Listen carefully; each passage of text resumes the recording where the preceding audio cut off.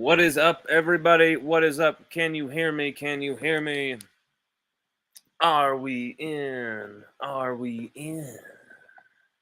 Is everybody in?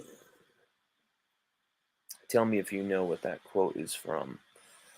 And it is not from the Auburn offense being good. Wow. LSU absolutely just dominated Auburn last night, 48-18. We put out an article last night. Stayed up all night writing this damn thing till like 2 something. And I like the article. I really do. Definitely check that out. I think it captures to some degree just how easy it was for LSU, just how chill it was for LSU, because really this was a barnstorming beatdown for the Tigers in this game. We're gonna put that link to that article right there in the comments section and put it on the what's it called? Description of the video. But LSU's defense came right out of the traps with one thing in mind from the get-go. That was to kind of prove some people wrong about what all the talk was about this defense. You heard it all, and you heard shots from everywhere. LSU alum, high placed LSU alum, high achieving LSU alum, guys who you cannot question what they have done for this program, guys who you can't really question their opinion on the positions they play. So whatever your like opinion or slant was on the defense before that game, like you heard all of the questioning about the defensive backfield as well. You saw it from guys like Kerry Vincent. You saw it from guys like Jai Eugene. You saw it from guys like God. I mean, who didn't? I'm trying to think of who didn't. Tyrann Mathieu was pretty chill in how he went at the team, but he still was one as well who was tweeting out stuff or saying stuff. But at the end of the day, it was about this team getting better somehow. You know, about this defense getting better somehow, because it's like, listen, we are like cannot waste this season of Jaden Daniels. We cannot waste this season where this offense is Shakespearean, is absolutely Herculean, is absolutely breathtaking to watch. You cannot tell me this offense is not the second best offense in LSU history you've ever seen, because it is simply so stunning how easy it is for this team. Auburn should have been a test. Auburn should have been a prime test for this offense. And they were able to make mistakes and still put up 48 points. They were able to lose their right tackle for the game, start a freshman out there, you know, more than half of the game, I would say. Wasn't it like 80% of the game? Emory Jones was basically out for that game. And you had Zalance Hurd playing there, and he was fantastic. He made some penalties early and then figured it out. That's how bad Auburn is, but also that's how much like LSU just luckily took advantage of the situation and hammered this one home. There was never any doubt. 17-0 to start this game. 17-0. And everyone thought the game was over. But then LSU kind of screwed around and let them back in this game. Let Auburn back in this thing. And I don't know why that happened. It was 20-7, and then it was 20-10, and that was the biggest possession of the game. At 20-7, you know, you had Auburn driving into the red zone. LSU red zone. The defense was actually not looking good for once. The defense was actually kind of on the ropes. It was kind of bizarre, because it was like, whoa, we are actually like in control of this game, and now they're about to go and score a touchdown that will put them within 6 points. Like, think about that. And it was just kind of like, well, we've seen this before. We'll see what happens here. And it was like, let's hope this defense buckles down and makes another stop. We were holding them on possessions, forcing punts left and right. Out of a total of 9 possessions, they had 6 punts, a few turnovers on downs, and they scored a touchdown and it kicked a field goal. But, of course, 2 touchdowns and a field goal. But Auburn going into score to be 20-14, and what happens on back-to-back plays? And we got to put this on the big board because we've got the footage of this right here. Well, on back-to-back plays, Harold Perkins shows why he is not only deserving, but absolutely is the best defender in college football. I mean, just unbelievable savagery from him on back-to-back plays. You saw him pressure Robbie Ashford right here. You saw him pressure Robbie Ashford, come off this edge. I mean, just the way it looks like he's almost walking, and then suddenly it's just he's up on. Like, the dude is so fast and so smart in his movement. You never see anything like it. Watch it again. Watch how he does this. Really take a look at how it's like he's like almost going half speed there. We know how fast Harold Perkins can really move. He was almost like half speed, and then he gets going. And Ashford, as we know from last year, is fast and can kick LSU's ass. I don't know if Ashford is going through some type of injury or what. I haven't heard anything like that. We didn't see anything like that. But Ashford, 5 touchdowns on the year from just 24 reps before this game, and he was absolutely destroyed in this game. He started to get it going, and then for some weird reason they just called the worst plays with Robbie Ashford, left him there like a sitting duck, and Harold Perkins. This is just not a good play call right here. 87 is completely guarded out of the play, and they wanted to go right to the tight end right there. It's a slip play. LSU completely read that thing. Watch how the defense just completely destroys this. That ball had nowhere to go. Braden Swinson is all over that. Let's see. Braden Swinson and Omar Spates completely all over that. And then even if he was wide open, Harold Perkins is getting there. Okay. And that's just a preamble. That's just a preamble. Because Harold Perkins was just getting started. Right off the left again. Blitzes right off the same edge and just destroys. Just destroys them. Knocks them completely out of any chance for a touchdown. That's on 3rd down. Killing the drive on 2nd and 3rd down. Holding them to a field goal. Look at this. They're going in to score against LSU's defense. They're going in to make this a game. And Harold Perkins, just again, uncontested and just he absolutely just obliterates the dude. I mean, like, we got to celebrate this. We wait all season to watch Harold Perkins do shit like this.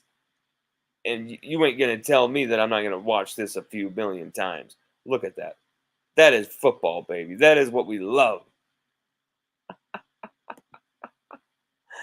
I loved it because when I was filming this, I filmed it happen, the pressure, and I'm like, I'm about to post the pressure, but then I'm like, well, keep it rolling. Just see what happens on this next play.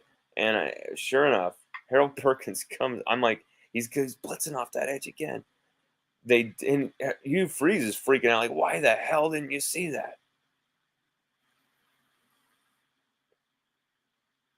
Look how schematically right LSU's defense looked last night.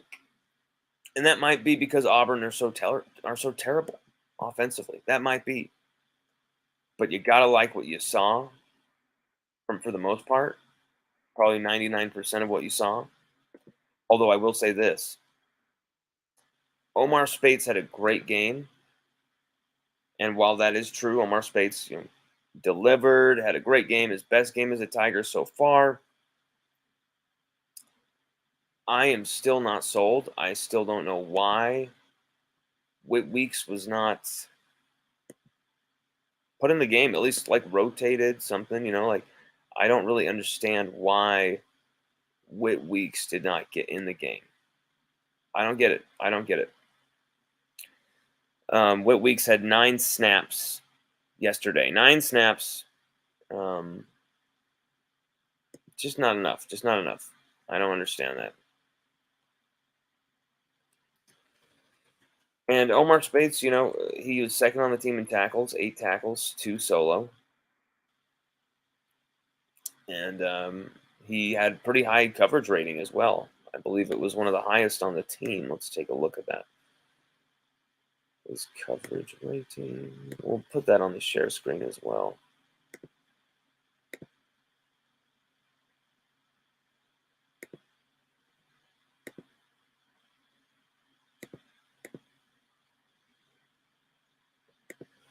All right. Yep. Omar Speights, 75.9 in coverage, 3 targets his way, 2 catches allowed for 10 yards, 7 yards after catch. He allowed a long of 6 yards. So that's pretty damn good. You're a linebacker.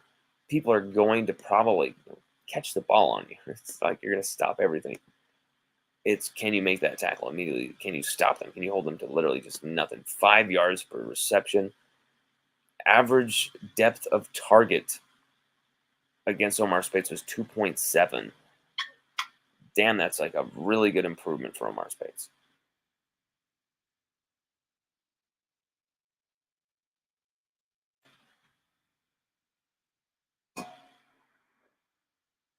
Sage Ryan had a really good night. I know people have been down on him a lot lately.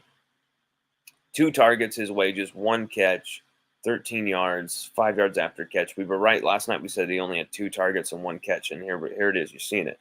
He did have a penalty with the face mask, which was a dumb penalty. But you're playing football. Sometimes you don't know what the hell you're grabbing until it's too late, and then you're like, shit. It did look like maybe he knew what he was grabbing, though.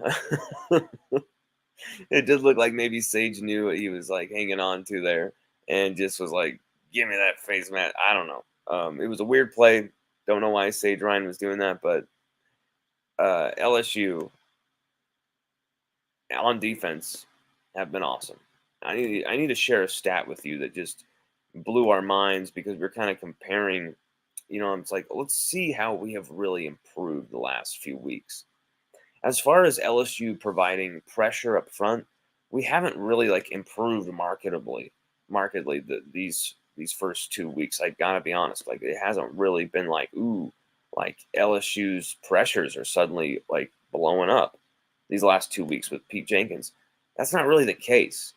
But for pretty much every other like really important, really divine sort of statistic that you need to have happen for you, LSU are really improved defensively these last few weeks. Let's get this. I don't know if you can see this totally, but LSU's defense versus Arkansas and Ole Miss. Okay, these are the 34-31 against Arkansas, and then 55-49 against Ole Miss. Okay, we all know how bad both those games were defensively. 29 missed tackles in both those games. 1,132 total yards allowed in both those games combined. Only 3 sacks. 42 second half points allowed to both teams. 42 second half points allowed. Only 2 turnovers forced, and we let those teams, Arkansas and Ole Miss, score 86 total points on us. All right. 29, 1,132, only 3 sacks, 42 second half points allowed, 2 turnovers forced, and let them score 86 total points. LSU's defense versus Missouri and Auburn these last 2 weeks with Coach Pete Jenkins. Maybe, his energy has brought some vibe, who knows? Missouri wasn't that good, of course, defensively for the most part, but they showed some improvement at the end. And then Auburn, it was awesome. It was the best defensive performance of the season. Versus Missouri and Auburn, LSU's defense only has 5 missed tackles compared to 29 those 2 weeks prior. Only gave up 826 total yards versus both teams, and most of that was against Missouri. Only 293 against Auburn, compared to like 1,132. 1,132 minus 826. Difference of 306 less yards allowed from LSU, from Arkansas and Ole Miss to Missouri and Auburn. 4 sacks, So you bumped up by at least one sack there, and it felt like all those sacks were critical too. 25 second half points allowed to Missouri and Auburn. A difference, 17 points there comparison to allowing that to Arkansas and Ole Miss. That's a loss within those 17 points allowed in the second half. That's a loss against Missouri or Auburn. That's another loss for LSU. That means everything's done. The defense at least bought us another game by themselves. 2 interceptions and 1 forced fumble across those 2 games. Gotta get better in the turnover category. Gotta get better in the turnover category. And we only allowed them to score 57 total points compared to 86 the week prior. So, a difference of 29 points as well. 29 points less allowed. So, what does this tell you about LSU's defense going into, you know, we're going into this crazy part of our schedule where outside of going to Tuscaloosa, okay, outside of going to Tuscaloosa, is there a team on this schedule? And perhaps you could say the SEC title game. Is there a team on the schedule that can beat LSU?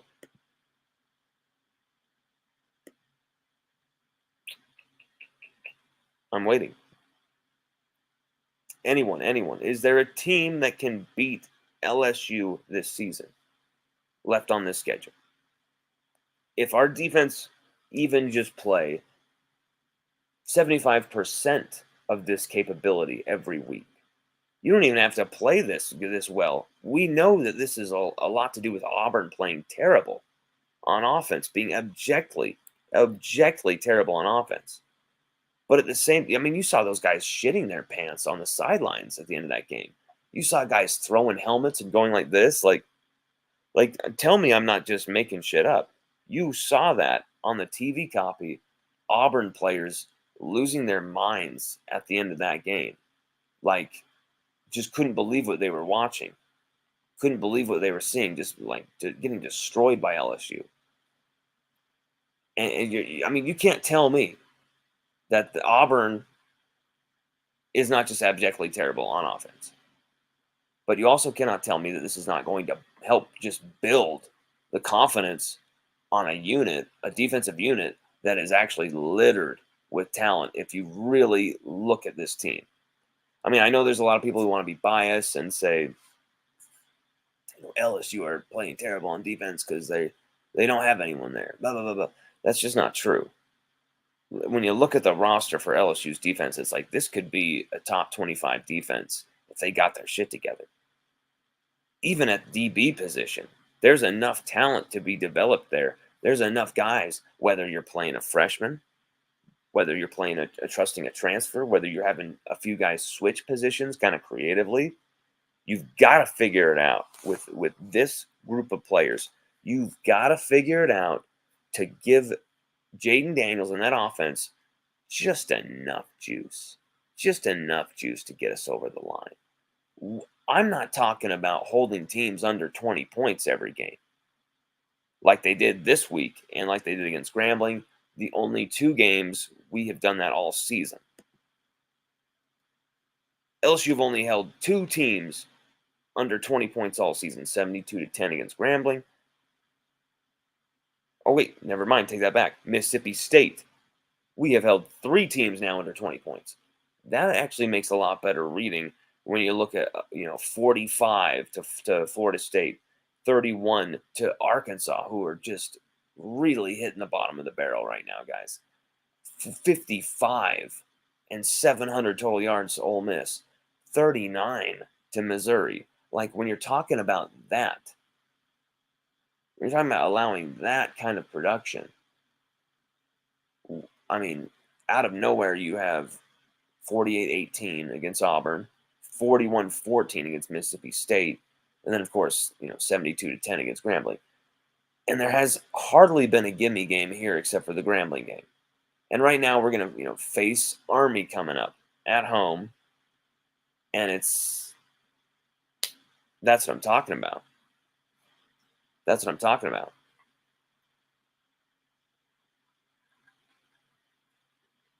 LSU Army finally, homecoming this weekend, 6:30 Central. This game will be on SEC Network, I believe. Yes. Dial in for that one, because here's the thing: Army aren't going to be an easy game, an easy out, especially if our defense are still kind of on the fence. We're still kind of needing to get some confidence going. We need to start that game strong with a good, vicious, visceral ass kicking right out of the gate as well, or we could find ourselves in a really strange position, very strange position, where we're like, what is going on? We're actually like at the mercy of Auburn right now. I'm sorry, Army right now. That's something I was worried about with this Jamer. I would thank you, Jamer. I would be there, but I'm on my way to church. Thanks, Jamer. That's awesome of you. Theo Vaughn was at the Auburn game, even, and comedian Theo Vaughn. And a lot of people didn't know who Theo Vaughn was, and I was a little like, what the hell? I'm someone who thought that people would absolutely know who Theo Vaughn was, being a Louisiana guy, and just be like, he's our boy. But apparently they didn't really know him, a lot of them.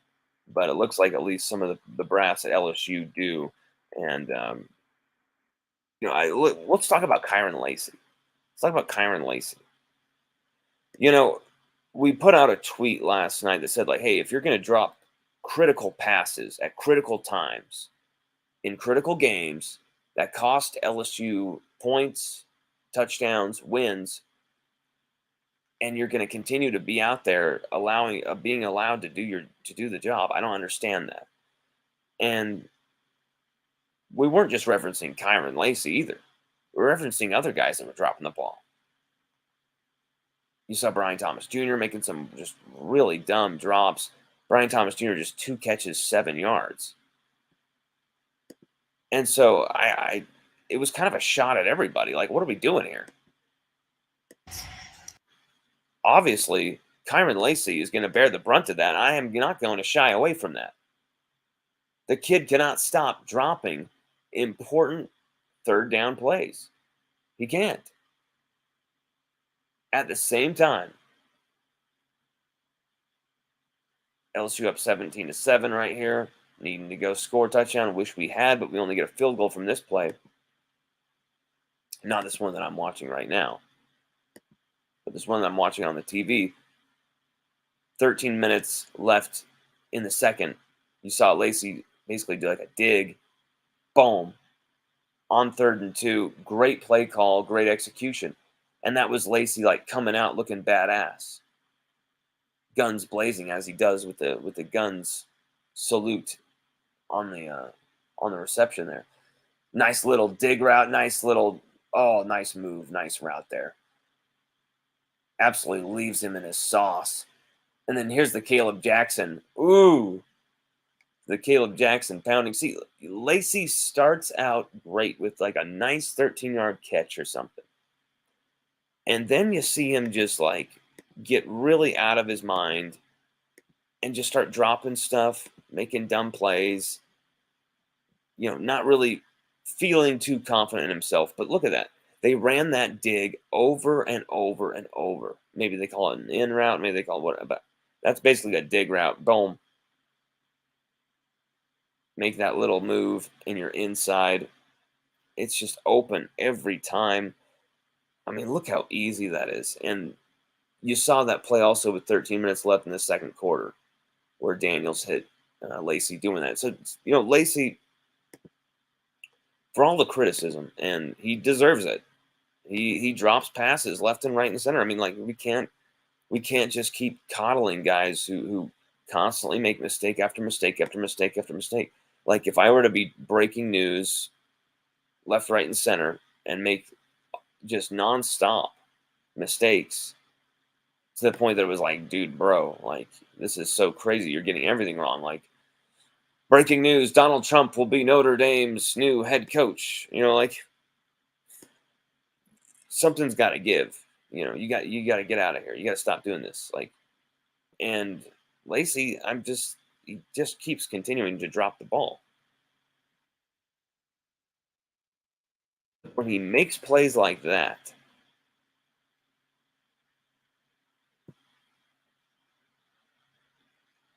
Can you live with it? He's got 5 drops on the season.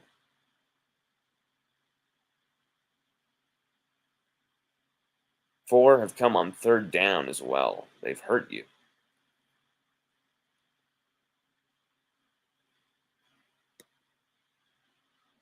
One against Ole Miss as well on 3rd down too, and they've hurt you. Another one against Auburn on 3rd down. So it's uh, it's tough with Lacey because he makes so many plays. He makes some brilliant plays, especially yards after catch. You see what he can do when he's making these moves. It's he can light up a defense. But it is hard to justify keeping him in there over someone like maybe a burner like Jalen Brown who can take the top off the defense. Boom, like that. Maybe Shelton Sampson Jr. gets it going. But if Lacey wants to be that 3rd receiver for LSU, I'm fine with it. Go take it over, young stud. Go take it over. Be that 3rd guy. Make this team, your team in a way as well. Join that trifecta with Malik and Brian and get it going. Don't drop another pass. But a few people were asking me, are you going to delete this now? Maybe you should delete that because Lacey went off for 111 yards, 4 catches, and 1 touchdown, which, Lacey was saying he was going to do all season. He was saying, I'm going to do this all season, like all preseason. He's like, I'm going to explode this year. He got 279, only 13 catches from 22 receptions, and just 3 touchdowns. So, do it. I want to see you do it, but no more talking. No more look at how great go be great. You don't need to flex. You don't go be great. I know his blocking is really well. He does a very good job blocking as well in the running game. And that's why he's such an asset to LSU as well. So you can't overlook Lacey. This is his first ever career 100-yard game for LSU in 2 seasons in 21 games now. So forgive me for saying bro, let's just see it.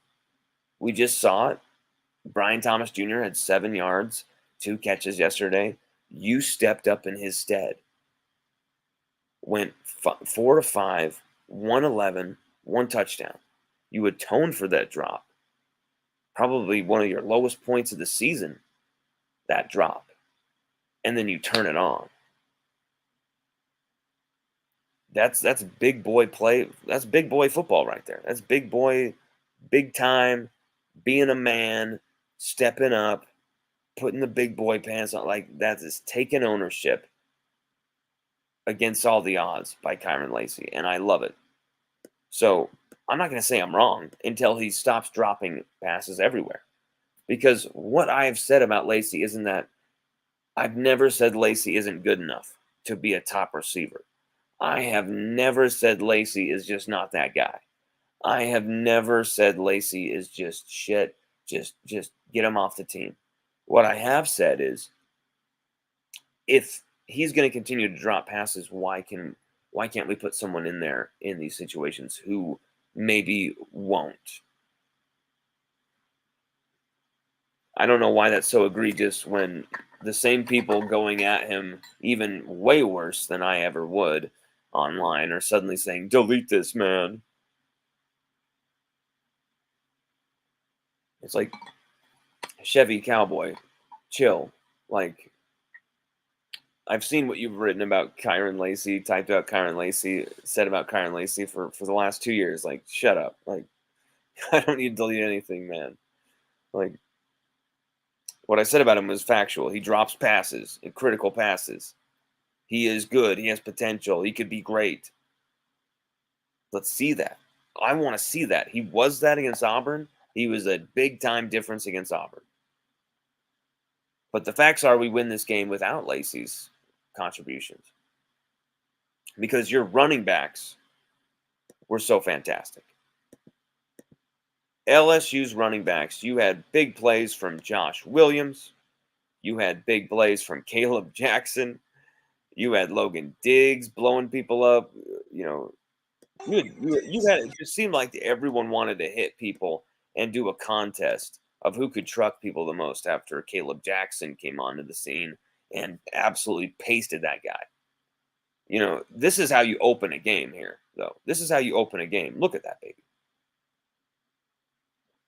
I wish the replay would have continued there, but great movement in the second level by Diggs to kind of just keep that guy, just crosses him over, breaks his hips. And then, of course, Malik Neighbors, 7 touchdowns on the season, over 800 yards now. I didn't see what Luther Burden put up yesterday, but let's see who is on the college rankings now. Let's see if Malik is in that lead now for receiving yards. He was number 2, very closely behind Luther Burden, like 18 yards, 15 yards one week. Like they were very close. And Malik, after, Harold Perkins shut Luther Burden down in that second half against us, after he went off in that first half, Malik got really close to potentially overtaking him. So let's take a look at that. Receiving yards, here we go. Malik Neighbors is number 1, 860. Boom. Malik Neighbors, now the number 1 leading receiver in college football, baby. Malik Neighbors, now your number 1 leading receiver with 860 yards. Damn, that is awesome. I didn't know that.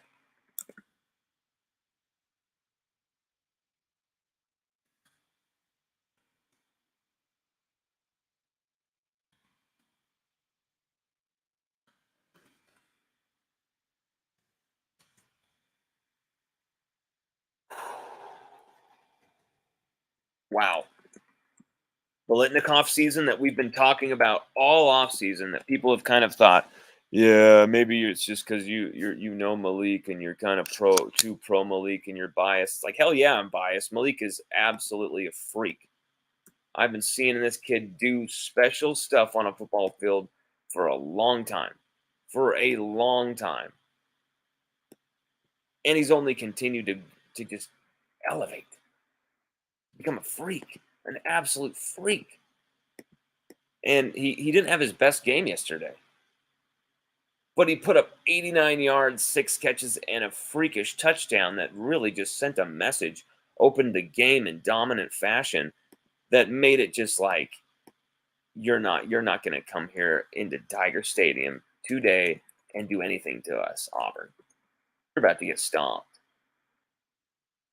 And it's because of that guy, that dog, Malik Neighbors, leading this team. Good Lord. Why guard Malik? That's what his tag is, what a handle on Twitter. Why guard him? Why even try? He is going to absolutely destroy you. Why even try? It's just going to be an embarrassment for you. I'm sorry.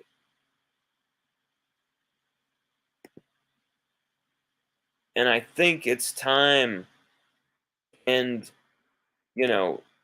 wondering about the Bolitnikoff season. He's there. I don't even, unless catastrophic injury, which LSU have been very lucky to escape all season, and I can't see him getting, suffering anything that will take him down. This dude is not only going to be in New York City, but Malik has a huge chance to join Josh Reed and Jamar Chase as now the 3rd LSU receiver to win the Bolitnikoff Award. So proud of this kid. So proud of this kid for always grinding, always fighting. I remember after he made the 2 fumbles against Florida State, and people were like, Malik, he's getting all that NIL money after that all SEC freshman year, and he's sucking it up. Blah, blah, blah. And 2022 was a rough year for Malik. He had to gut through it week to week. He had to gut through it. 3 touchdowns, but then he put over 1,000 yards when he exploded in the last 4 or 5 games of that season. Was steadily huge for LSU that whole year, even though he had those 2 fumbles. And people were really going at him. A lot of LSU fans going at him and kind of disowning him. You saw support from people like LeBron James. You saw support from all these random corners. And he got a lot of support from his teammates and some good people around him. And the coaching staff let him know they were still going to trust in him when on a 3rd down on that next drive against Florida State, where Jaden Daniels and the offense had to go 99 yards after the Mekhi Wingo goal line fumble recovery to try and tie that game. Who did they throw to those first 3rd downs? Right back at Malik Neighbors. They showed him, like, we trust in you, bro. We trust in you. And so he's had that trust from the offense, from the offensive staff. But this season, they've just said, hey, man, we're going to feed you. I don't think they did that in the first game. I don't think they did that enough against Grambling. And so they're like, hey, man, we're playing Mississippi State this week. Let's get this shit going. And he put up the 4th all-time single game receiving performance in LSU history, the 4th all-time with his 239 yards, tied Josh Reed's output on that list in one of those. And just ridiculous performance by Malik Neighbors. And I really feel we are yet to even see his best yet. I think he's going to make even more clutch plays for LSU coming ahead. I think he's going to make even more dynamic plays on the field after the catch. And I think we're going to see even more toughness from this young man. Got my Fresca. What are you all drinking today? What are you all drinking? Or perhaps smoking? Because if you are, Relief Med is the best place to get your stuff. They're our sponsor. LSUODYSSEY.COM, moving up in the world, people. We are now sponsored by ReliefMed.com. Go there to get, Louisiana's #1 medical marijuana dispensary, Louisiana's #1 all-natural pain reliever headquarters. Louisiana owned, Louisiana operated. Go enjoy what they've got on tap. You don't know how to find a doctor. You don't know how to begin the process. They will walk you through every step of the way to get relief and get it now. These people, what they're doing, it's helping curb the opiate addiction, the opiate crisis. If you're someone who has been on painkillers for too long, if you're someone who's maybe wanting to try and to go through that transition, and you're kind of there's maybe some stigma, you're maybe a little worried about what, everything to do with that. Louisiana is all legal. Louisiana it's all above board, and Relief Med is as good as it gets. Louisiana's #1 medical marijuana dispensary. Louisiana's #1 all-natural pain relieving headquarters. Check them out right now, ReliefMed.com. You will get your relief today, I'm telling you. And they will set you up beautifully. Relief Med, our good people at Relief Med, we're going to be doing a lot more for them, a lot more with them. We're very excited for our partnership and can't believe how things have gone. It's fantastic. Fantastic. Great people, great service what they provide. Great service what they provide. And, LSU, Auburn, out of the way. We'll talk about that a bit more, but what I wanted to kind of go in for real quick on this is LSU. Look at this schedule, okay? LSU have the homecoming against Auburn, okay? Homecoming against Auburn. And then we get the bye, which is, homecoming against Auburn. That's actually funny. Because we'll just call it our homecoming. Because it basically was a homecoming kind of opponent kind of game. But the homecoming against Army, ranked number 19. There's going to be about 5-6 teams in front of us who will for sure lose games. So we're going to be moving up right around that top 10 by the time of the Alabama game. We don't know what time that game is going to be out at Alabama, Bryant-Denny Stadium, of course. Outside of that, guys, we've got the Florida game, which hopefully that game will be at night because we'll have an announcement at the end of this show about something to do with that Florida game. Georgia State the next week at home, of course. That's another gimme game in a season of rare gimme games. This senior night, Texas A&M. This is going to be a revenge game. Big time revenge game. This is 2 days after Thanksgiving on November 25th. That's going to be a big time game. I'm telling you what, because A&M always seem to just really make it hell for us in these random, hard to predict moments, don't they? I'm sick of playing A&M. I'm sick of playing A&M. I mean, I love beating this team, but there is nothing worse than losing to Texas A&M. I mean, are you kidding me? Their yell squads. Have you seen this stuff? I don't know if people have seen this stuff before. Have you guys seen these yell squads, these cheer squads, these all-male cheer teams? Have you seen it? It is like cult type of stuff. We're talking cultish type of shit here, guys. Let me show you. Because the only way to show you this, there we go, is it's bad. Okay, this is bad. Here we go. Into the depths. Here we go.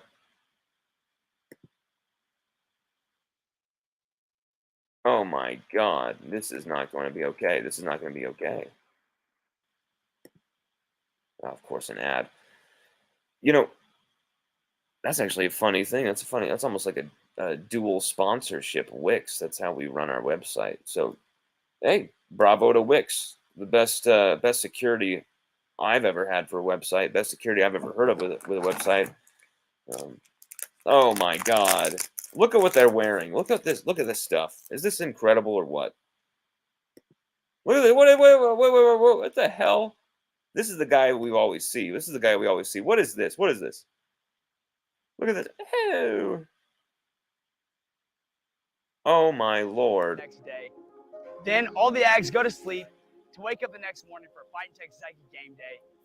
A game day starts right here at the Warham Monument for Kids Yell. What are they doing? There, we go to Spirit Walk to march. Those kids are like, what are we doing here? Can we go back and watch some cartoons? Right before they go Good God. Prepare for the game. What is this, Jimbo? Jimbo's concubines? Then we go to our locker room to go over the game script to eventually run out in Kyle Field, and then that is when the whole fun begins. Oh my God. No. So we run out with the team, feeling the 12th man energy. No. We're done here. That's why we got to be A&M every single season. Okay? I know we probably won't get matched up against them every single year from now on out, but I hope I hate this A&M team. But you cannot tell me that Max Johnson wouldn't have a lot to play for at the end of this season, because he will. This kid's gonna want to play in the NFL. I'm not sure if Max Johnson's going to unless he finishes this season strong. He needs to continue to put up good film. He's done that at LSU. He put up some great film at LSU. Too bad most of his film is him getting sacked or running into sacks or getting destroyed in the backfield because he held on to the ball too long. DJ has a comment with, would it be Matt House's decision to play the corners 10 yards off consistently, or is it Robert Siebel's decision? I ask because the D-line is now playing closer to the ball since Pete Jenkins came. You know, I really think it has to be some agreement. There has to be an agreement. because they continue to do it, and it's absurd. It's absolutely absurd. I don't know why teams aren't taking even more advantage of it, like Ole Miss did. You know, teams could put up almost 900 yards on us a game if they wanted to. It just seemed like, what are we doing? I'd run a hitch every play. You'd probably get a few touchdowns off of some of those play calls too. And Auburn just are abjectly terrible. They should have left Robbie Ashford in that game and let him ice and dice us, running the ball. You know, he was picking up chunks of yards every time it seemed like he ran the ball. He was making a few good throws, the only good throws of the game, really. And I think they had like one pass over 15 yards, and that was like the entire game. 46 passing yards combined at half. I'm not sure how much they ended up with, but it was in the basement. I'm not sure. This is a good game to build some type of confidence for DBU, but is it Robert Steeple's decision for these guys to play 10 yards off? Is it Matt House's decision? Whoever's decision it is, DJ, my man, you have to believe there's some type of agreement between both parties, don't you think? Like they're like, we're going to do this because we don't trust. We've seen what's happened when these guys have played man to man. We've seen what has happened when these guys have been beaten over the top in fall camp. We've seen sport even spring, like I saw a few times. We've seen what's happened when these guys aren't playing some type of safe zone. We've seen what's, like that type of narrative. And I think that's bullshit because you can mix man and zone, but maybe this defense just mentally can't do it. Maybe they're too young in a football way, experienced way to really grasp that type of a scheme. I'm not such an X's and O's type of guy to know whether that shows they're they're completely out of their depth or what. But for me, if I'm a defensive coordinator, I'm seeing that they cannot grasp this scheme, and I am simplifying and simplifying and simplifying until we find that combination, that right magic right there. And I think Robert Steeples has done that. You cannot say Steeples hasn't tried to play almost every dude he's got. You can't say Steeples hasn't run out everybody he's got. I mean, he played Ashton Stamps out there. He's played. He had LT Welch start a game, an SEC game as well. He had a lot of different guys out there. He still continues to go back to Zy Alexander, despite this guy allowing touchdowns. Because when you do look at it, he is the best guy we've got. He is the best guy we've got. And that's damning. But then you got, Denver Harris had two passes go his way. The first two targets he's had in 2 weeks, it seems now, because he was just completely absent from the last game for no reason. 2 targets his way, 0 catches. And you saw some of those targets were big plays, and he prevented them with some great forced incompletion coverage. And so Denver Harris, Jordy Culotta wants him to start. I understand why Jordy does. He's probably the most talented guy on the team, naturally gifted. And so why the hell would you not play him? Ashton Stamps, though, I love what I see from this kid. And I feel like I would what's ride or die with this kid. He's going to get so much experience in year 1 if we're playing him. And we're already giving up a ton of yards. We're already giving up a ton of touchdowns. He is going to learn from every mistake he's about to make. And we don't have to worry about this happening next season when we're going to be super worried about having this happening for 2 years in a row, 3 years in a row at times. Instead, you just kind of get those mistakes out of the way during a really messy defensive season.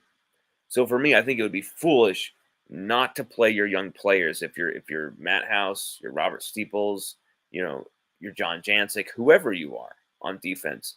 Play your young guys, because here's the thing. This is the season to make some mistakes.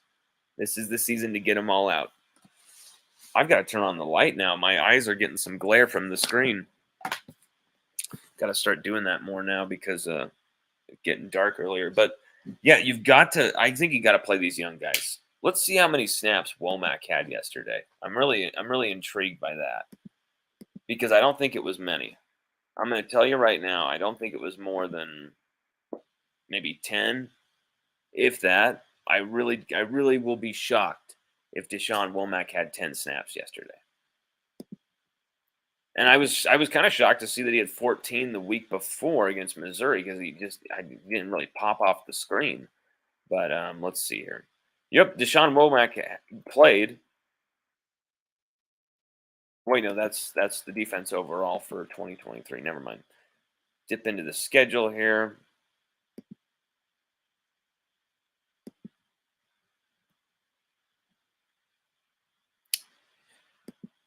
I think Womack is another guy you want to ride and die with because he's not going to make too many mistakes anyway, and he's usually out there being extremely efficient, extremely productive. It almost makes no sense why not. Ovio Gofu, I mean, he had his best game as well. 32 snaps, 3 total pressures, second on the team. Had some good defensive plays. Overall, 82.4, the number one overall defensive grade from Pro Football Focus on the day. Fantastic production from him.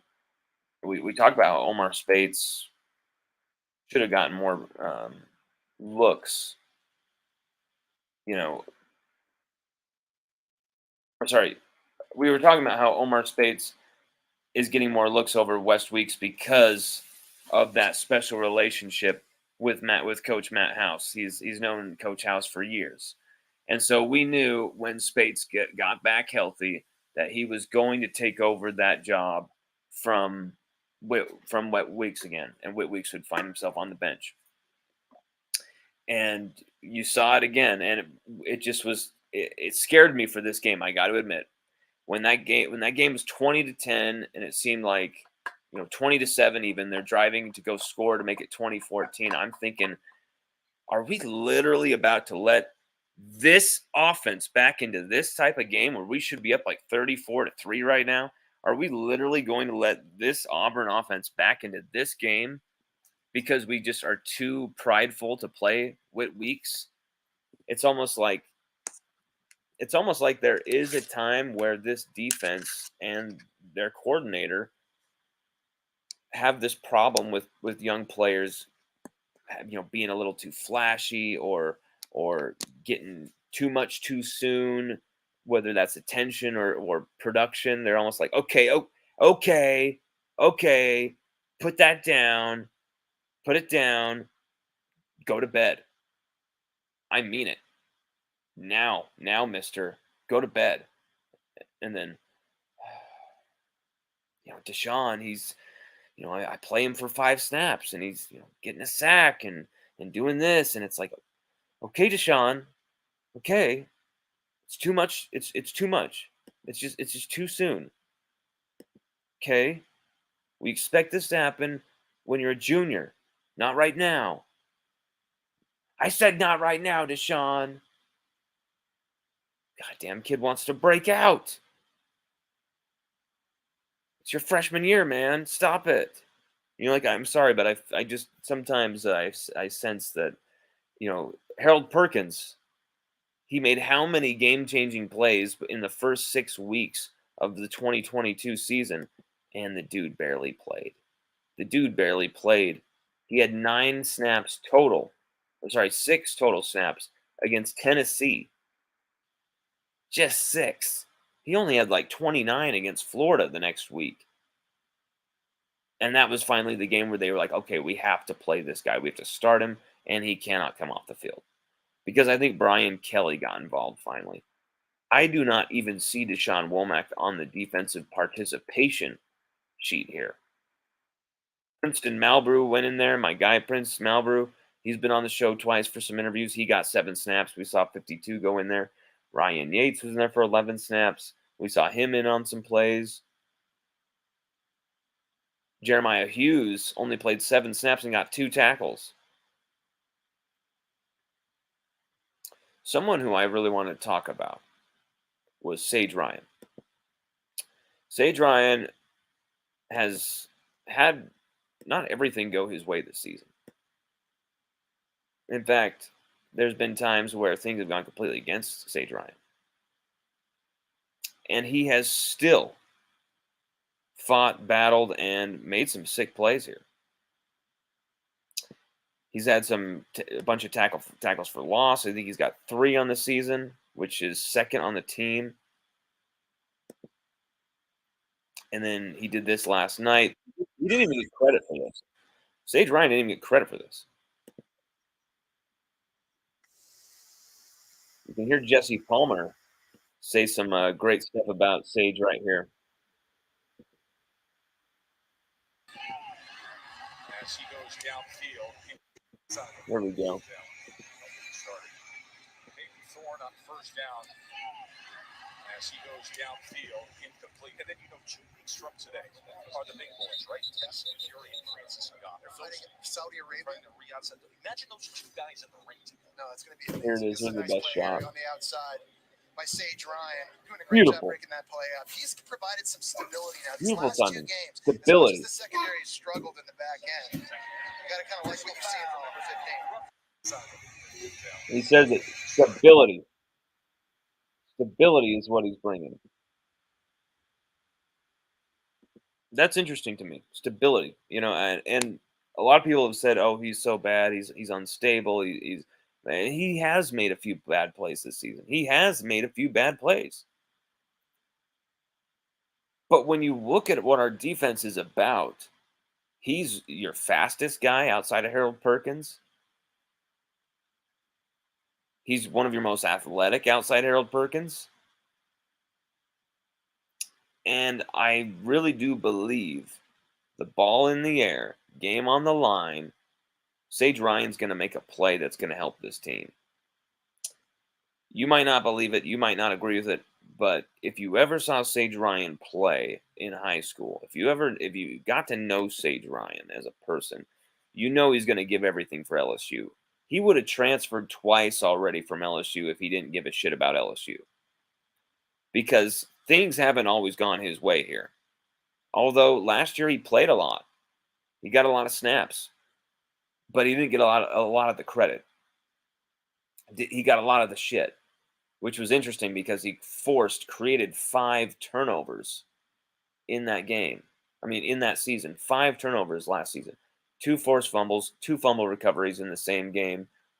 And some of these forced fumbles were in big games. He had a forced fumble against Tennessee, a forced fumble against Alabama, 2 fumble recoveries against Southern, and then he had the batted pass that was picked off in the air by Frank Wilson's son, who returned it for a touchdown, the only defensive touchdown that season.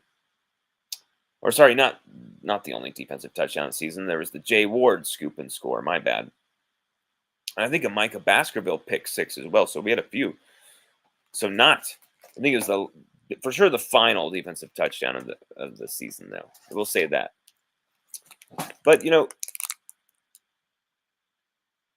is Sage Ryan's best position safety, though? His natural position, the position he was going to play coming in at LSU. And since Coach O said, we think he looks good for us at nickel, he is stuck there. He has been stuck there like paste.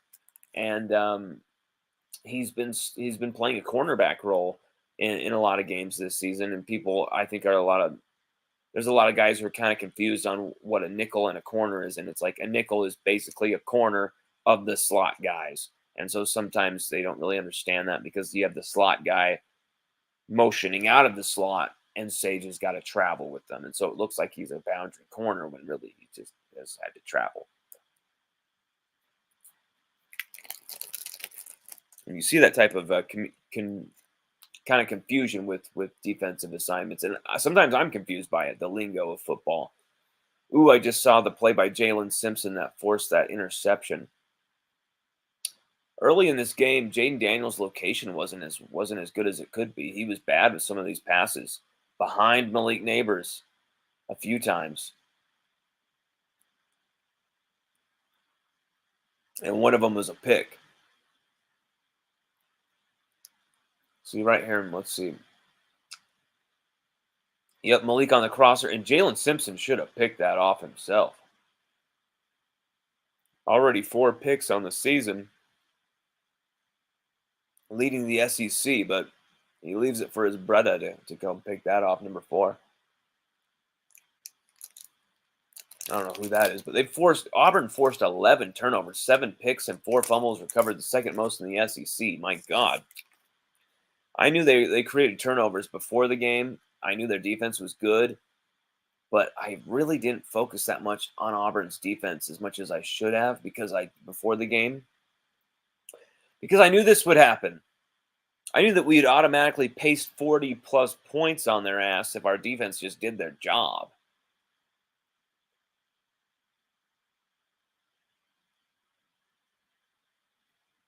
And look what happened, y'all. We got some more comments from DJ. He said, the pass breakup Alexander did in the game, he was in press coverage. That was probably the first pass breakup I seen him do all year. Well, then you're not watching clearly, my friend, because watch this. Guy Alexander has like 4 or 5 pass breakups.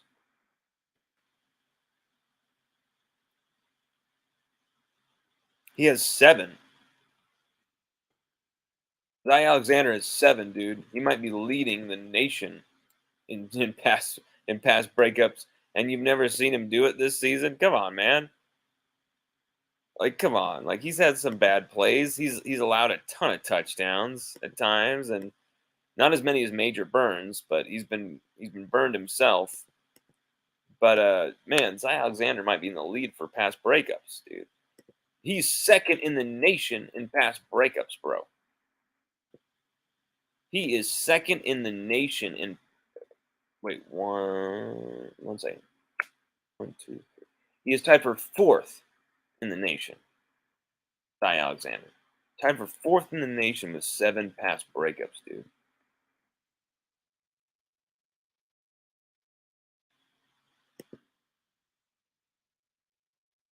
It's incredible. Take a look at that. Let's take a look. He's had 2 against Auburn, 0 against Missouri, 2 against Ole Miss, 1 against Arkansas, and some of these are like red zone targets too. Most of these are red zone targets that he's getting these on. 2, 4, 5, 6, 7. So he's had 3 games of 2 pass breakups, dude. Grambling, Ole Miss, Auburn. And then he had 1 against Arkansas. It was a huge one. And this is the 2nd straight game Zy Alexander's led the team in tackles. 9 tackles, 6 solo, 7 tackles, all of them solo. All 7 solo against Missouri. He hasn't been great, but he kind of almost exemplifies this defense. They're gritty at times. They can get burned at times. They can look straight up trash at times. They can look like they don't belong at times. And then they can straight up ball at times. They can straight up be a Tiger defense at times when they absolutely say, we have to fucking have it. We got to have this now. We've got to deliver for that dude right there who should be winning the Heisman Trophy this season. We're not going to have another chance with a guy like that.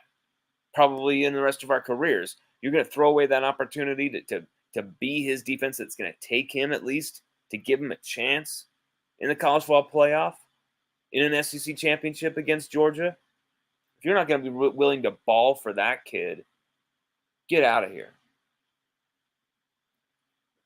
If you're not willing to ball for each other, Mekhi Wingo, Harold Perkins, Braden Swinson, Mason Smith, the front 7, Whit Weeks, Paris Shand playing an unbelievable big-time game from him yesterday.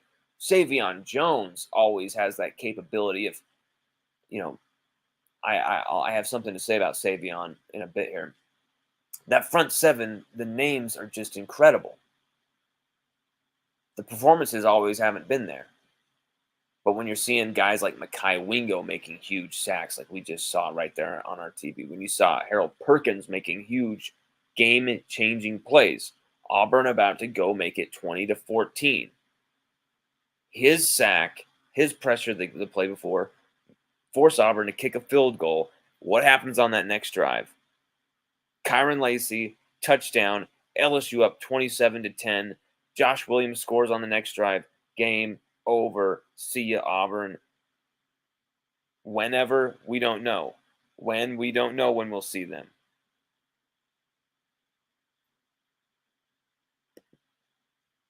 DJ says, okay, pass breakup down the field, I meant. He usually gets beat any pass more than 15 yards.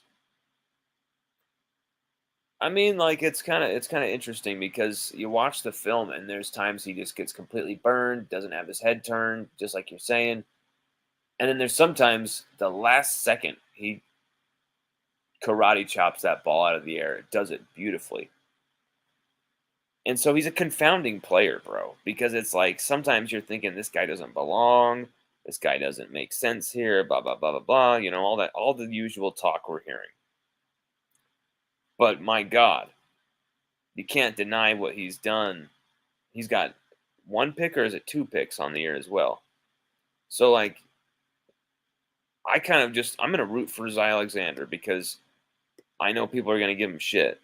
And I know he's gonna play anyway. And so I'm gonna give him all the support I can. I'm also gonna give him all the criticism that I see. He's only allowed 3 touchdowns this season. 1 against Florida State, 1 against Arkansas, and 1 last week against Missouri.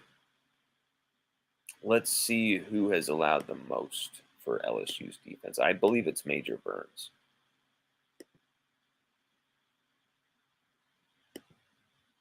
Like, I don't want to be the dick that call like, hey, you allow the most touchdowns. But like, let's look it up. Let's look this shit up. Let's kind of like say, hey, Zion Alexander didn't allow 7 touchdowns this year. You know, he's allowed 3, and they've been kind of spread out. He's allowed some big plays though. He's allowed the most catches. I know that for sure.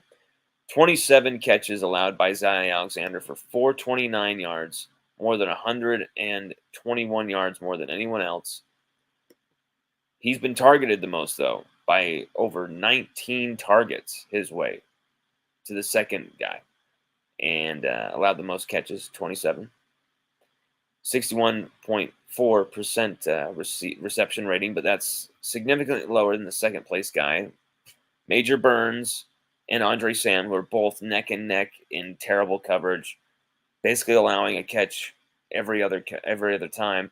Major Burns has allowed 4 touchdown catches, including 1 against Auburn this last week. Andre Sam only has been charged with 1, but I swear he's at least allowed 2. Dropped an interception that he's got to have yesterday. I'm just like, bro, how does he drop that interception, guys? Terrible.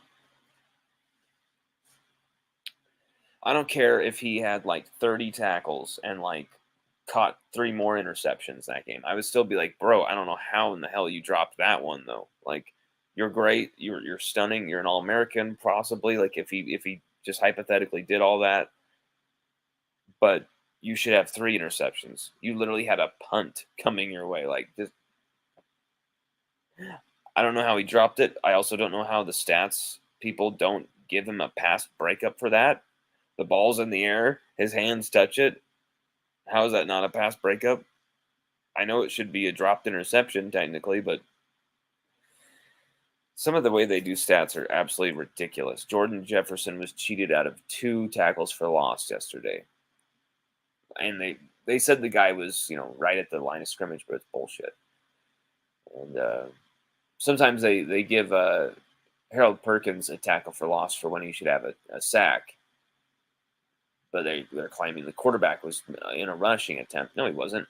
He was about to pass the ball and then started running for his life. And Harold Perkins still caught his ass. Amacat1 says, wasn't really sold on the offense till yesterday. I didn't look at State, Ole Miss, and Missouri as elite defenses. Glad I was wrong. Hope you light up Alabama. Dude, are you on meth? I'm not kidding. Are you on meth? You weren't sold on the offense till yesterday, and you didn't watch the games against Mississippi State. You didn't watch the game against Ole Miss. You didn't watch the game against Missouri. And you don't think they're elite defenses. Well, of course they're not elite defenses. Mississippi State is clearly the worst team in the conference. Vanderbilt are out competing them. The point is, what they did against all those teams, it wasn't just 24-10, 30-10. They stomped every one of these teams. They butchered these teams. Jaden Daniels is third in the nation in passing yards. Well, let's see. Is he first in touchdowns as well? Like, it's incredible what Jaden Daniels is putting up. Passing yards, he's behind Shador and Michael Penix. Not by much, 24-20.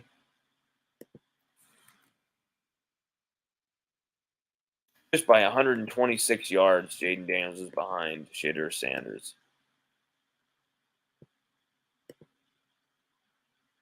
And we also got to look at total offense because I know LSU is going to be there. This is 6 out of 7 games LSU's offense has put over 500 yards. And against Florida State, we put up like 460 something. Just ridiculous what we've been able to do. Jaden Daniels is second in the nation with 22 touchdown passes, just one behind Caleb Williams.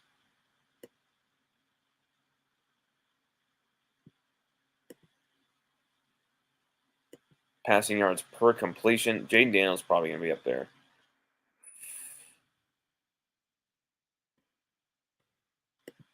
This is an offense that is absolutely elite. And you know what? It's not just because they can pass the ball and they've got Malik Neighbors, Brian Thomas Jr. They're rushing the ball all over the place, dude. They are running it down people's fucking throats, and they can't stop them. Total offense in the nation, number 1, Jaden Daniels, 2,809 yards. He is leading over Michael Penix Jr. in this category by 504 total yards. Heisman frontrunner, Jaden Daniels.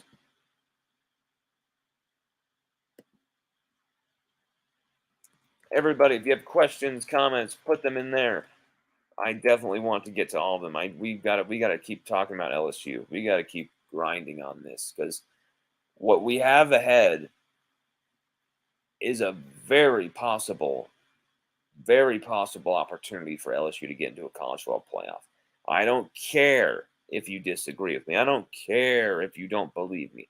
I don't care if you think I'm like mired in hyperbole and fancy and whimsical whimsy. LSU can do this, baby.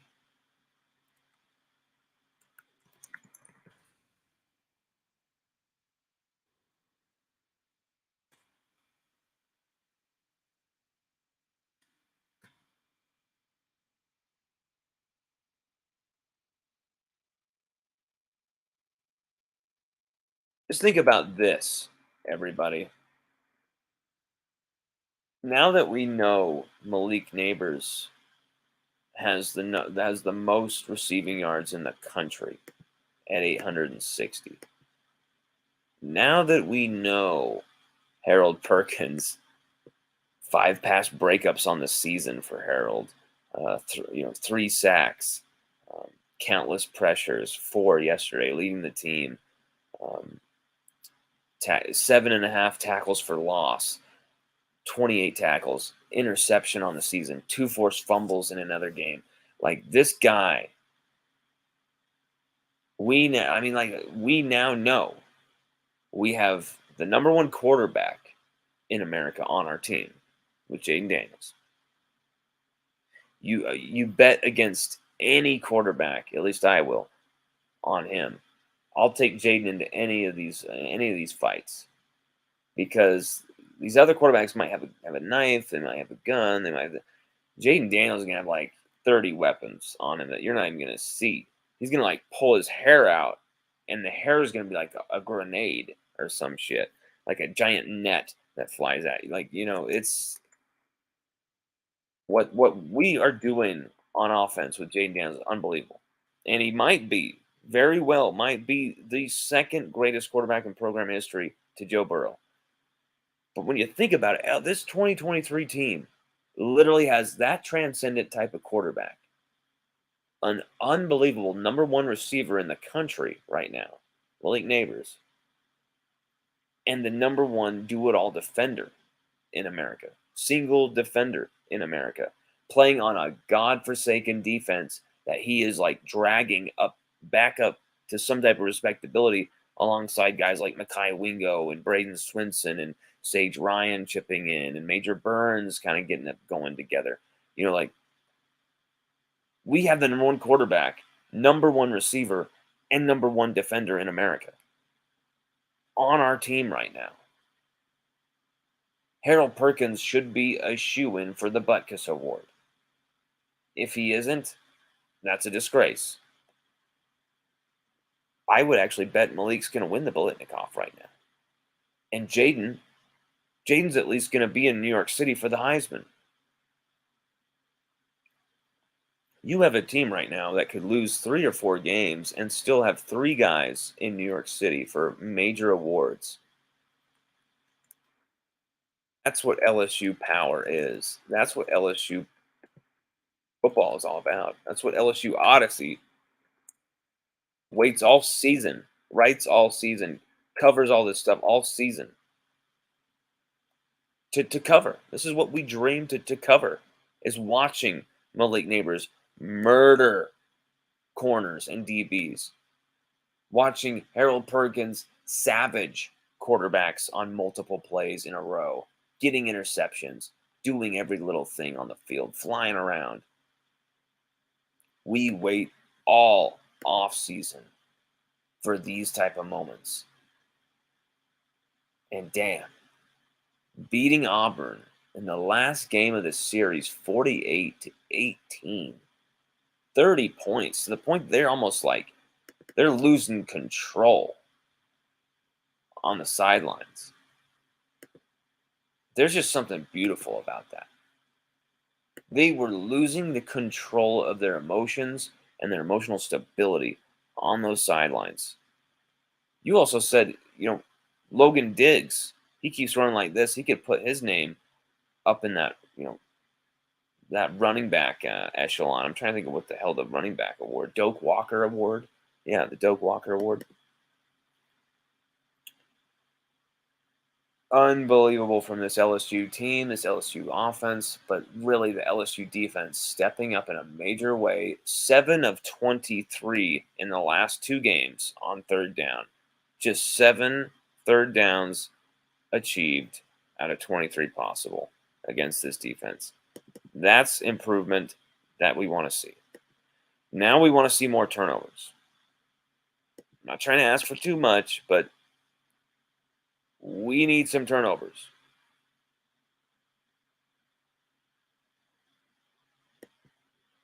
We've only got, 5, 6 interceptions on the season?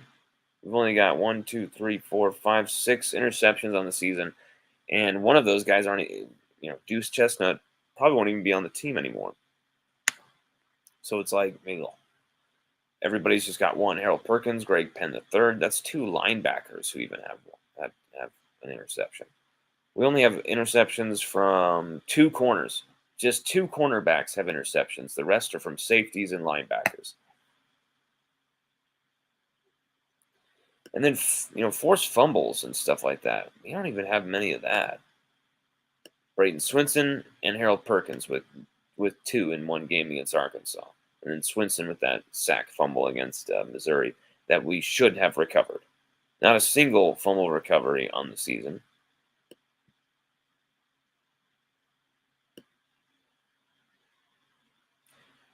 By the way, don't ever trust Pro Football Focus's tallying of pass breakups. They're so bad at tallying pass breakups and what they will give as a pass breakup and what they want. Like, it's just ridiculous. Ryan Yates doesn't have a pass breakup on the season. You all saw him bat a pass at the line.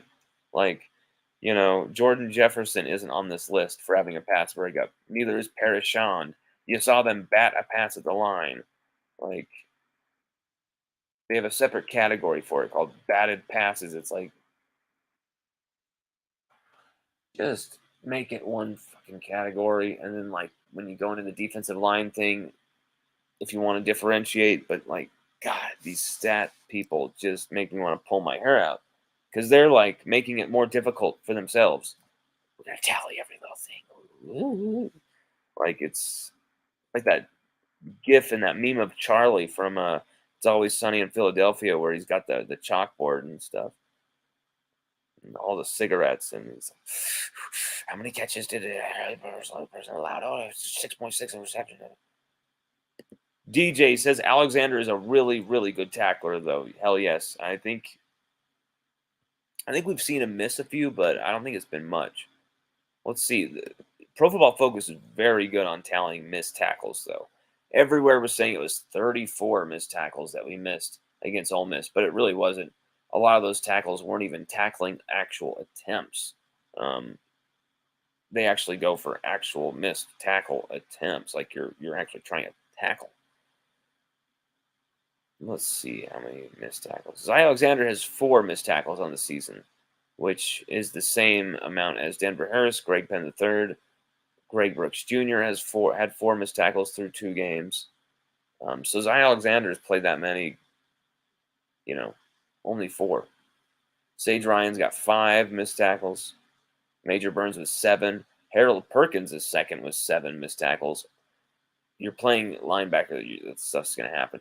Andre Sam leads the team with 10 missed tackles. 10 missed tackles. Greg Penn III and Harold Perkins with weeks, all 18, 17, and 16 stops on the season, which that means tackles for right on the line of scrimmage, tackles with you maybe earn a yard. It's like a negative play tackle. The statistical category is named stop. Whit Weeks, rarely playing, has 16 of those. Next to Penn third and Harold Perkins, who play every snap. So like,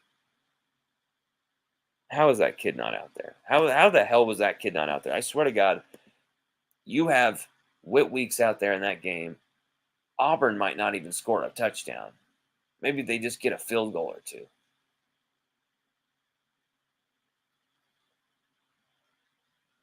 Damn, on that pass play to John Emery, that 49-yard pass play, Mason Taylor was wide open too.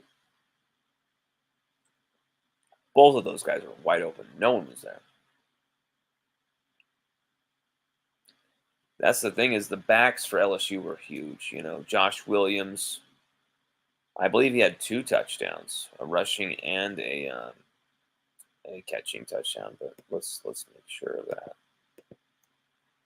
Then you saw John Emery put up 91 total yards and like a huge moment where it's like, whoa, bro, you're coming out of nowhere to do this. This is fantastic. This is what we were hoping for. Like, we didn't think we needed John Emery. And maybe on the surface, you're thinking we don't. I disagree. We'll take all hands on deck. And John Emery Jr. was amazing. 6 rushes, 42 yards, gets the rushing touchdown, John Emery Jr., and then gets that 1 catch, 49 yards. Huge play. 91 total yards from John Emery. Brilliant play. Josh Williams, two rushes, 6 yards, 1 touchdown.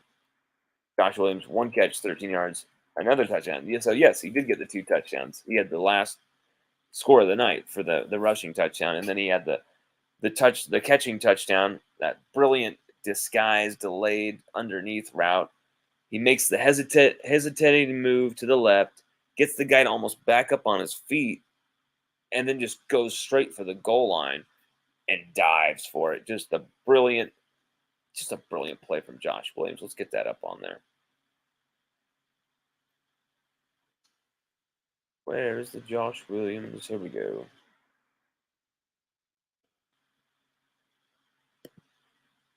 I just love this play from Josh Williams.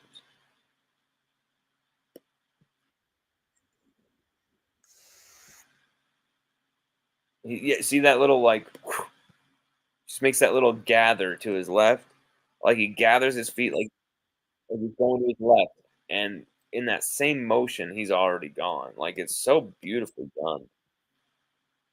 Just that little hesitation makes Nixon completely.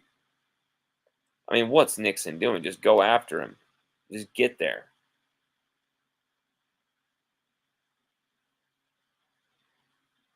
Josh Williams is so deserving, and he didn't really get the ball much yesterday.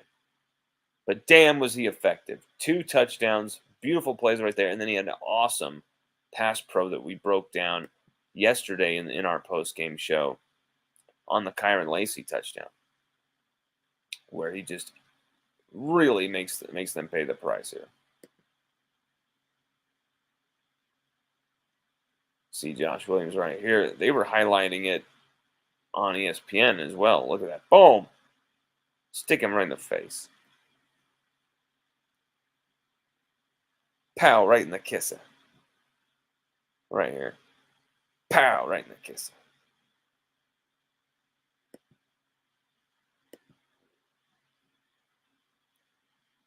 AmmoCat1 says, if you look at games from last year in comparison, JD5 destroyed Florida, then looked average against Arkansas and A&M. That being said, Jaden should win the Heisman the way he's playing now.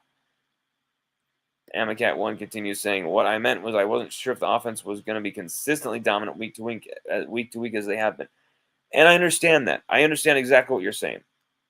You're saying I wasn't sold because we were playing defenses I believed were weak. You know, from your point of view, you're like, these defenses are weak. We should be beating them like this. But what you fail to realize, I think, my man Amacat, is that we weren't always beating these teams like that. This is the first game we scored over 36 points against Mississippi State. So the first 40-point game over Mississippi State in a decade.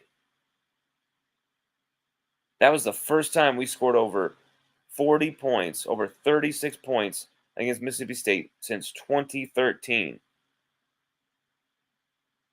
It's rarely been easy against Mississippi State. We've rarely done anything close to what we did against Mississippi State this season like we did the last 10, even plus then, because a lot of those Mississippi State games, 19-2 type of scores, like they're bludgeonings.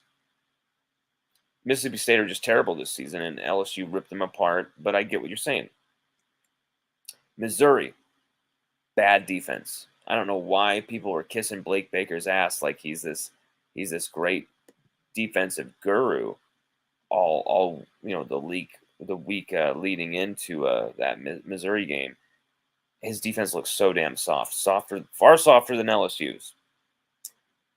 And Ole Miss, we know what comes with Ole Miss defenses. Still a good defensive front.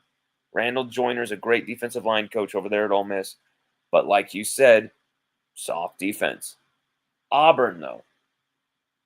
Arkansas. Are those bad defenses? I don't think so. I don't think you can say either is a bad defense. I don't think you can say either is just a good defense. I think there's times Arkansas are a great defense. I think there's times you've got great moments from Auburn this year. Look what they did to Georgia. 27-20. Completely limited Georgia. Not a single guy went over 76 rushing yards against them for Georgia. Just barely over 100. Carson Beck threw a few interceptions against them. They forced 11 turnovers, second in the SEC. Auburn, if they had any type of offense, they could have upset Georgia in that game. Think about it. They put up 20 points on them with a shitty offense. Just think if they actually could have done something against them. And so your point is taken. But let me raise it with another point. Bro, what if this is just our year because everybody is shitty on defense? Everybody is suspect on defense with an offense like this. Maybe that's the reason that we're so good. Maybe that's the reason that people aren't figuring it out. It's just, it is impossible to stop a quarterback who can throw like that and who can run like that. Jaden Daniels put up 93 rushing yards yesterday, and most people probably would have guessed he had 40. You know, that's just how much he runs the ball. I didn't even remember him running the ball that much. And I look at it, I'm like, 93? What in the hell is going on? He's got 4 less than Logan Diggs. So I get what you're saying. Believe me, I totally get what you're saying. I just think maybe this offense is just that good.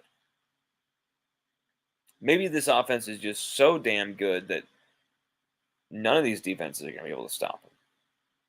Because you've got to think that this offense is going to continue to get better, right? As they move along. They shouldn't regress. There shouldn't be any regression in this offense unless we lose key guys. And that doesn't look like it's going to happen. It hasn't happened yet. Knock on wood.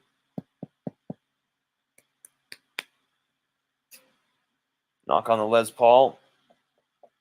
So we completely did truly knock on wood right there. We knocked on the Les Paul, the guitar.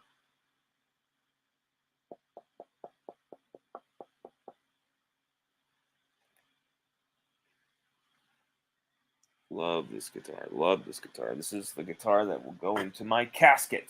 No. It'll go to my son. He's obsessed with it already. That guitar has 59 Gibson PAFs in it. 2 of the rarest humbuckers you can find. And we got them from a guy in Tooele who gave it to me for like, I think $20, $30 a piece back in like 2006, right when I was starting to learn. And it was like, the dude probably could have sold me that 59 Les Paul for like $50 or something. He had no clue what he had. He had no idea what he had. And it was just, this is an old shitty guitar. And I'm like, you're sitting on a holy grail, dude. And you have no clue. Sell me this thing. And he wouldn't. But I'll sell you these, the humbuckers, the pickups right here. I was like, you're going to sell me the pickups from a 59 Les Paul. Let's do this shit. And they've been in my Epiphone Les Paul ever since. And after a week of being worried that they were going to have so much feedback it would never work, everything is kind of settled and the guitar sounds like just Ultra Sex 99. You can hear that guitar all over my YouTube channel if you so wish in our guitar stuff playlist. But does anyone have any questions or thoughts about this game? Because I see there's a bunch of you watching this, and a bunch of you probably haven't asked any questions or anything, and I would love to hear from some of you. Love to hear from some of you. We've got Army next week. And then we got that all-important bye. Emory Jones is going to be 100% rested and ready for Alabama, which is a big deal.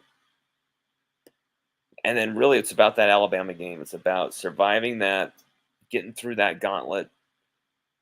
I mean, are you afraid of Alabama this year? I know LSU fans are always like leading the nation in fear of Alabama. We've been so traumatized by Alabama for so long. We always lead the nation in fear against the Crimson Tide. This season, does Alabama scare you? They don't scare me at all. And I actually feel like it would be beyond a great shame. I feel like the refs, combined with a lack of execution, combined with some terrible injury, is the only way we will lose that game to Alabama. On the road, at home, in a pasture after midnight with Coach O as the coach. I can't see this team losing. Not with that guy at quarterback. You saw what Jaden Daniels is all about. And we talked about this last night. Sorry, I'm having some fruit by the foot. We talked about this last night. Someone texted me and said, Lon, do you think Jaden Daniels is the Heisman frontrunner? And I just went off on the show because of it. I was almost like scoff. Like, dude, are you kidding me? You're even going to ask me right now if Jaden Daniels is? Is he? Is he? Duh, he is. Caleb Williams, Michael Penix kind of back and forth. Those two guys, Heisman front runner. Sam Hartman kind of lost his way out of that award so far right now. He might be able to fight his way back into it. But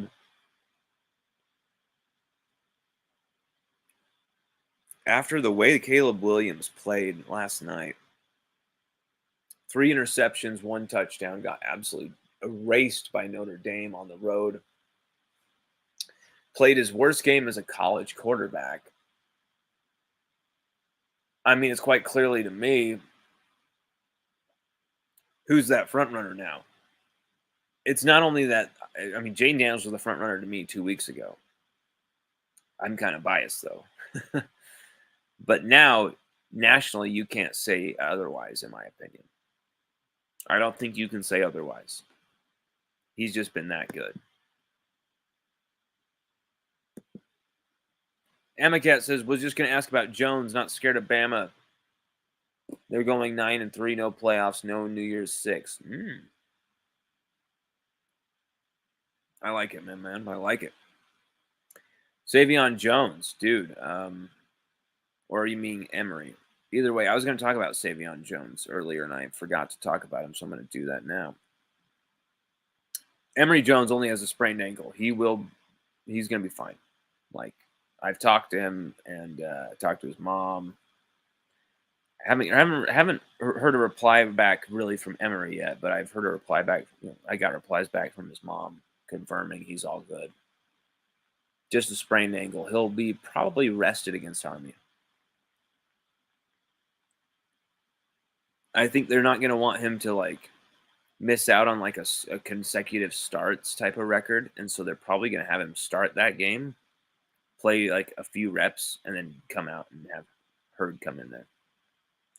At least that's what has been told to me. But you're going to have him fresh and fit. But what I want to talk about with Savion Jones is this guy can be such a force for LSU. Savion Jones could be that defensive end we really have been hoping for, that we would find this whole offseason. Who's going to be that number 1 guy? It's really been Braden Swinson. Ovia Gofu had his best game of his entire season so far yesterday, which was great to see. Finally, he had a bunch of quarterback hits. He had 3 pressures. He looked good. Had a pass breakup, I believe, as well. A pass swatted. He was looking great out there, Ovia Gofu, at times. But Savion Jones, 280 pounds, looks like he is wearing one of those military backpacks and he's going through the jungle. The guy looks like he's got something holding him back. And it's called extra weight he did not need. 280. I remember when he told me that he weighed 280 in our interview, our exclusive interview with him right before the season.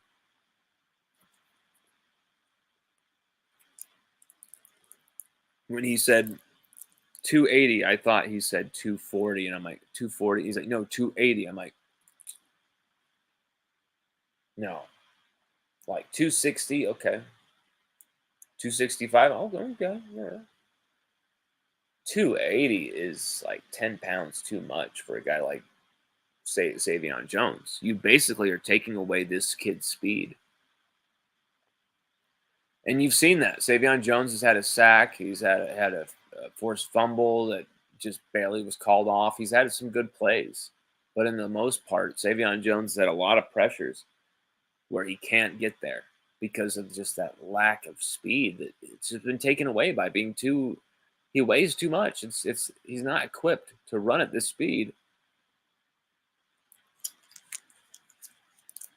He's not equipped to make crazy plays at 280, and he's not that fast to be able to run at 280. You've got to get it down to 265 at least for next season. You're not going to be able to do it this year.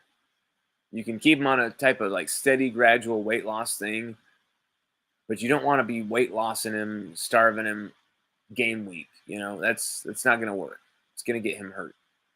So you're going to have to kind of deal with what you've done.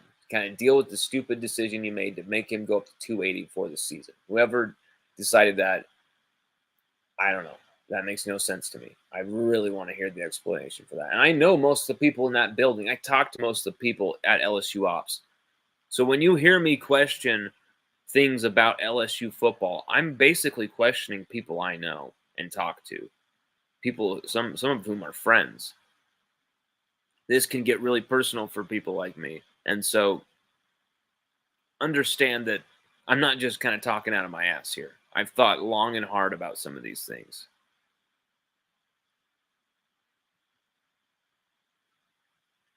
I just don't understand why they would have Savion Jones be 280. Makes no sense to me.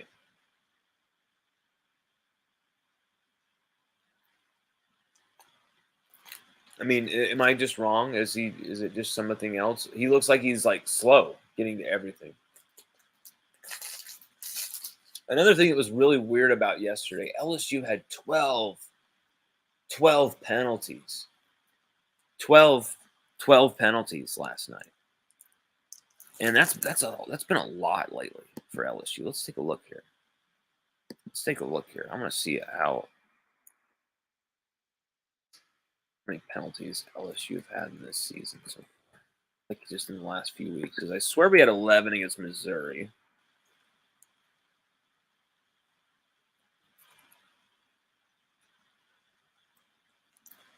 I know we like barely had any the first few games. We were playing really clean football. And I swear we hurt ourselves with a few key ones against Ole Miss, and then just got really sloppy against Missouri. And then yesterday was a culmination, I think, with 12. All right, penalties. We had 6 versus Ole Miss. And we had 11 versus Missouri. Same exact amount of penalties as Missouri. So LSU have had 29 penalties in the last 3 games.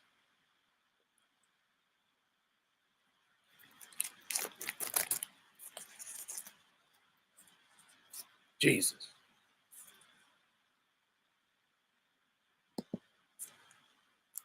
Are you kidding me?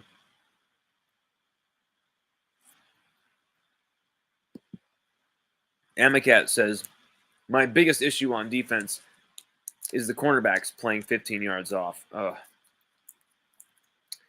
I'm always going to keep hearing it, and people are going to keep. Here's the thing. I think a lot of you are just kind of regurgitating the same shit other people are saying without thinking too much about it. It just sounds like, yeah, that's right. That makes sense. And yes, it is a terrible thing to be doing. Having guys be 17 yards off on every, like, I get it. It makes no sense. Understand they're not 15 yards away from them on every play. It just looks like the distance is longer. It's more about 5-6 yards. At the most, 8, something like that. It's still too much space. But remember this. They do not trust these corners, these safeties, so much to the point that they keep doing this because, and they know what's going to happen. They know how many catches they're going to give up because it's a bend, don't break kind of theory. I'm not saying it's right or wrong. I'm just telling you what they're doing. It's a bend, don't break theory where keep it in front of you. Don't let them beat you, beyond. Keep it all in front by being so far back. You can kind of soak it up. I don't agree with that philosophy because you're basically telling an offense to come attack me. Come attack us. We don't care. Come attack us. And it doesn't really make sense to me why you would play that type of style of football instead of going out and actually dictating terms to your opponent. That to me is how football should be played. But anyway, we'll be covering more of this in the coming days. Everybody, if you have anything you want to read about with LSU, definitely give our stuff a check because a lot more let's put it this way: we're a better writer than we are talker. So definitely check out the writing stuff, please. You'll dig it. If you like this stuff at all, you're gonna like that times 10. But everybody, there's been a lot of you watching today. I love it. This has been fantastic. Thank you for joining. This was epic. This was truly one of our most watched streams live. There was a lot of people in here watching and hanging out and commenting. This was great. This is how it should be. College football Sundays, baby, where it's like, okay, we got the NFL on, or you got the game from last night still on again, you know.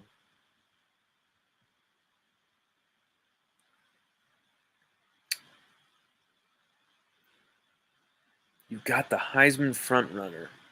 Maybe people say Michael Penix or whatever, but you really got the real true Heisman frontrunner on your team. The number one receiver in college football and the number one do-it-all defender in college football, all on the same team right now. Your team. The defense can suck. You want Matt House out. You want this guy out. You want to be like, fine. Fine. All of that might be true. But enjoy this as much as you can. Enjoy every down of Jaden Daniels. Don't look away. Don't go get the soda when Jaden Daniels is about to go throwing the ball. Don't go and get that extra beer or smoke that extra joint while Jaden Daniels is like, pause the thing at least. Take every play in. We have 7 games already gone this season.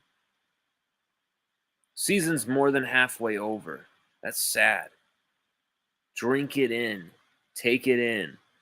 Make time go by as slowly as it possibly can, like I love to do by watching or making this type of content. Get into it from all angles, baby. Amacat says, thanks. Thank you, my man. I love your insight. I love the ways you were talking about the offense, because it got me to kind of see the offense in a different light as well. Because, you know, we played some pretty shitty defenses, so that is a good point. And Auburn exposed some mistakes in our game at times too. So we weren't as perfect as we usually are. Still put up a shit ton of points though, and then completely answered the bell in that second half. So nothing can really be said about the offense. We proved it yesterday. But everybody, thank you so much. I mean, this has been awesome. Check out that article definitely at right there in the comments section, or just go to LSUODYSSEY.com. It'll be the second option after this one. And have a good rest of your Sunday night, and kick some ass, take some names. And as always, go Tigers. Go Tigers.